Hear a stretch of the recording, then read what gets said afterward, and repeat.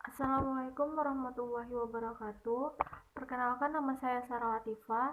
Saya berasal dari Prodi D3 Keperawatan dengan mata kuliah Biomedik Dasar. Baiklah, saya akan menampilkan hasil presentasi saya yang berjudul tensimeter. 1. Fungsi tensimeter. Alat ini biasakan digunakan untuk mengukur tekanan darah yang bekerja secara manual dan memompa maupun mengurangi tekanan pada manset. Dengan sistem non-invasif, alat ini biasanya disebut juga dengan tensimeter. Yang kedua yaitu prinsip kerja tensimeter.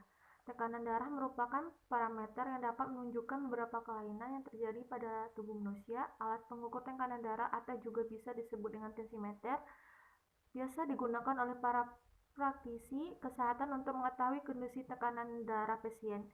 Cara kerja alat pengukuran tekanan darah ini sebenarnya cukup sederhana. Prinsip kerja alat pengukur tekanan darah sama dengan UTB manometer. Manometer adalah alat pengukur tekanan darah yang menggunakan tinggi kolom atau tabung yang berisi cairan yang disebut cairan manometrik untuk menentukan tekanan cairan lainnya yang akan diukur. Dan berikut penjelasan singkat bagaimana cara kerja alat pengukuran tekanan darah.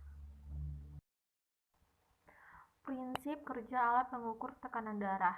UTB manometer dapat digunakan untuk mengukur tekanan dari cairan dan gas.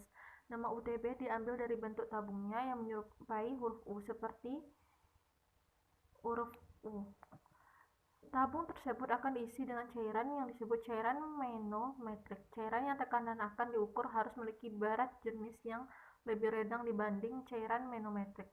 Oleh karena itu, pada alat pengukur tekanan darah dipilih air raksa sebagai cairan manometrik karena air raksa memiliki berat jenis yang lebih besar dibandingkan dengan berat jenis darah. Berikut ini skema pengukur tekanan menggunakan manometer. Cara pengukuran tekanan darah menggunakan tensimeter. Yang pertama, pemeriksaan pemasangan kantong karet terbungkus kain pada lengan atas. 2. Stetoskop ditempatkan pada lipatan siku bagian dalam kantong karena kemudian dikembangkan dengan cara memompakan udara ke dalamnya. 3. Kantong karet yang membesar akan menekan pembuluh darah di lengan sehingga aliran darah terhenti sementara. 4. Udara kemudian dikeluarkan secara perlahan dengan memutar sumbat udara. 5. Saat tekanan udara dalam kantong karet diturunkan, ada dua hal yang harus diperhatikan pemeriksaan. Pertama, jarum penunjuk tekanan. Kedua, bunyi denyut pembuluh darah lengan yang diantarkan oleh stetoskop.